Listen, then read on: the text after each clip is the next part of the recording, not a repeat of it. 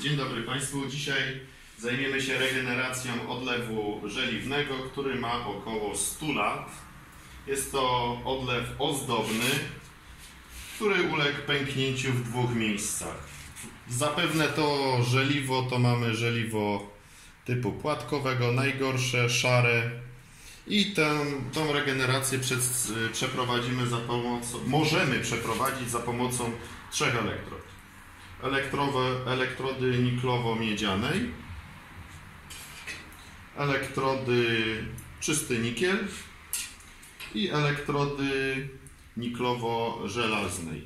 Każda z nich ma swoje plusy i minusy i akurat do tego typu regeneracji możemy użyć każdej z nich, ponieważ na to nie działają żadne siły, nie ma nic specjalnego, co mogłoby na to oddziaływać. Także myślę, że wykonamy to najpopularniejszym typem elektrody, czyli tak zwanym bimetalem, nikiel z żelazem. Na wstępie należy przygotować element, który poddamy regeneracji, więc trzeba będzie z okolic przyszłej spoiny usunąć wszystkie lakiery, farby, zanieczyszczenia. Delikatnie zukosuję materiał, aby później było miejsce, gdzie położyć stopiwo.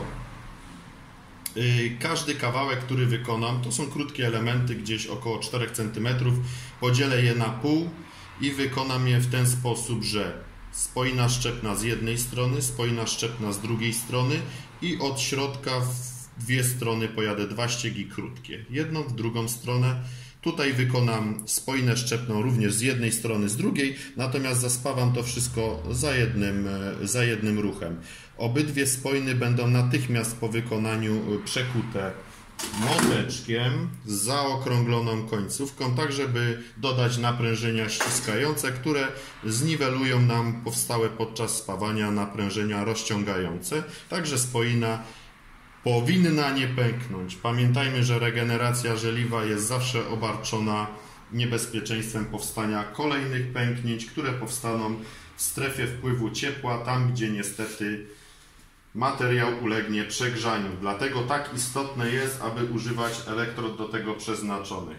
Oczywiście wiemy, że w dawnych czasach robiło się to różnymi innymi wynalazkami typu zasadówka owinięta drutem miedzianym, czy jakieś tam wysokostopowe elektrody typu nierdzewka 18,8 czy kwasówka. To wszystko jest, powiedzmy, do zaakceptowania, ale nie daje nam takiej gwarancji jak elektrody przeznaczone do tego wysokostopowe typu niklowego. Istotne jest, aby okolice przyszłego złącza dokładnie wyczyścić. Ja tutaj tego nie musiałem w ten sposób robić, ponieważ ten przyrząd, ta waga po prostu nie spełnia żadnych funkcji. To jest tylko, aby Państwu pokazać, w jaki sposób regenerować żeliwo. Wszystkie te okolice tutaj należy bezwzględnie oczyścić z tej farby, która powstała. Tak samo i z drugiej strony. I należy ukosować tak głęboko i tak szeroko, abyśmy mogli dotrzeć z łukiem elektrycznym tak, aby powstał przetop, albo przynajmniej z drugiej strony, żeby ten karp powstały przy spawaniu był jak najmniejszy.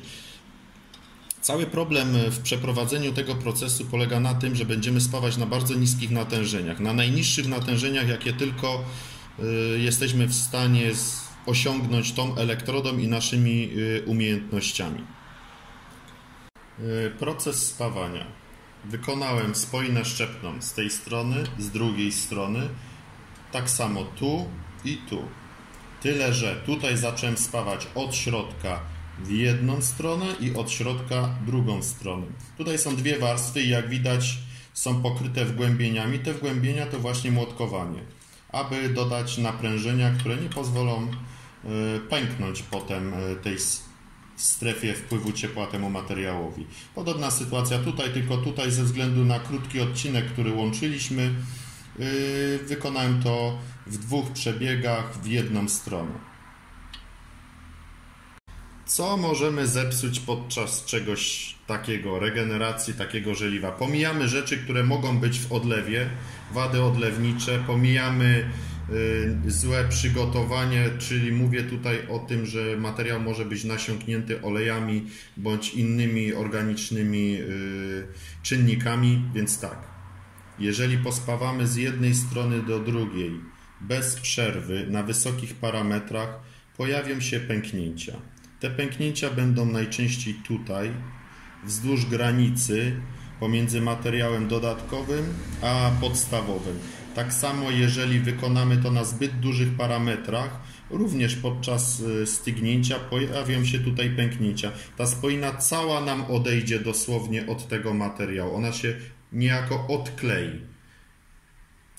To jest jedna rzecz. Jeżeli pojawią się nam pory, a mamy wszystko czyste i są pory pomimo to, pomijamy, że elektrody, znaczy zakładamy, że elektrody zostały wysuszone, bo one muszą być podsuszone przed spawaniem, to znaczy, że materiał jest nasiąknięty jakimiś związkami organicznymi, olejami, nie wiem, smarami i tym podobnymi rzeczami. Aby uniknąć tego, wtedy szlifujemy mniej więcej szlifierką, dajemy to do pionu, obracamy to w kierunku pionowym, a potem elektrodą na dość wysokim prądzie, o ile nie mamy sprzętu do żłobienia, po prostu wypalamy niejako część tego materiału, który na końcu ma nam skapnąć. To samo robimy z drugiej strony.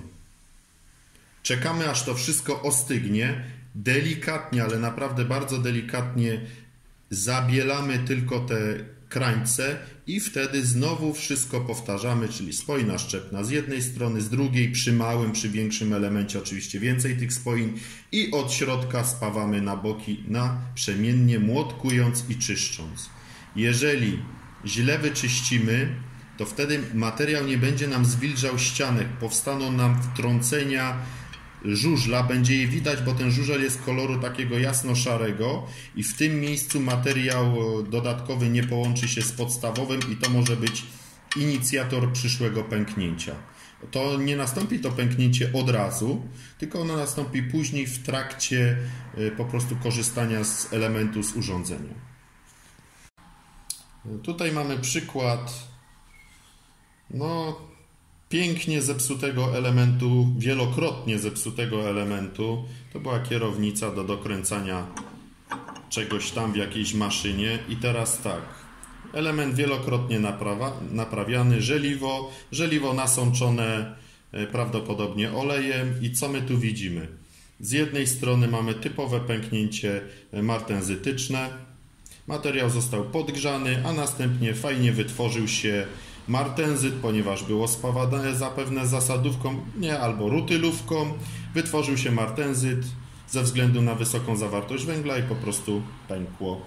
Tu mamy ewidentny przykład spawania elektrodą nie do tego przeznaczoną i w dodatku jeszcze mokrą, ponieważ w środku widać są pory, a materiał kompletnie nie połączył się ze spawanym elementem, bo po prostu od niego odszedł. I tutaj mamy pęknięcie przez środek materiału krystaliczne. W tym elemencie niestety ze względu na duże ilości materiału dodatkowego nałożonego przez poprzednika, trzeba było dość sporo tego usunąć i zabielić wszystko. Mamy szczelinę na przetop, jest dostęp z dwóch stron, także wystarczy umieścić spoinę szczepną z jednej strony, z drugiej strony i po kawałeczku zrobić przetop. Można go szlifnąć od środka, z zewnątrz, a potem wypełnić i można też z drugiej strony nałożyć kolejną warstwę, która nam oczywiście odpręży środkowe warstwy. Jak widać, to jest proces regeneracji, powiedzmy, zakończony sukcesem. Nie widać żadnych powierzchniowych wad typu pęknięcia, które powinny się pojawić gdzieś w tym miejscu lub w tym. A jeżeli byłoby zanieczyszczone cokolwiek miejsce złącza, to przez środek spoiny również mogą pojawić się pęknięcia. Jak widać, są wgłębienia po młotkowaniu. Myślę, że jakiś czas ten element wytrzyma. Jedna ważna rzecz. Jeżeli wykonamy jeden ściek, wyczyścimy go, obijemy, czyli rozprężymy, to następny ściek możemy kłaść dopiero wtedy, gdy ręką jesteśmy w stanie dotknąć spoiny. Jeżeli nie jesteśmy w stanie dotknąć spoiny ręką, nie możemy spawać kolejnego ściegu. Kolejny ścieg dopiero jak to ostygnie. W przypadku regeneracji żeliwa jakikolwiek pośpiech jest niewskazany. Wszystko należy wykonywać jak najwolniej, żeby jak najmniej ciepła wprowadzić do otaczającego materiału.